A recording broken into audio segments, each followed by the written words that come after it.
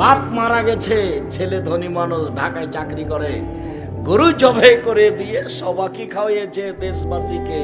খালা ফুফু বলছে, বেটা তোর তো টাকা পয়সা আছে বেটা, তোর বাপ মারা গেল, একটু মানুষকে খাওয়ালি না বেটা? তো বাপের নামে যেটা করছেন ওটা তো সাদকা, ওইটা তো মানুষের ময়লা, ওটা তোমার বাপের গায়ের ময়লা, ওইটা শুধু ফকির মিসকিন খাবে। তো তোমার আরেক চাচা এসেছে 5 কোটি টাকা দামের গাড়ি চড়ে, সে এই ময়লা খাবে কি করে? হ্যাঁ বেটা, খাবে কি করে? তুমি বেটা মাস্টার ডিগ্রি পাস মূর্খ হয়ে গেছো, তার জন্য ধর্ম মূর্খ হয়ে গেছে বেটা, ধর্মকে পাগল পেয়েছো। 40 দিনের দিন তুমি গরু জবাই করলে কেন? তার মানে তুমি শিরক করেছো। তুমি তোমার বাপের নামে সবাকে গরু খাইয়ে বিদাত করেছো, তুমি শিরক করেছো, তুমি বেদাত করেছো, তুমি শিরক করেছো, তুমি বেদাত করেছো।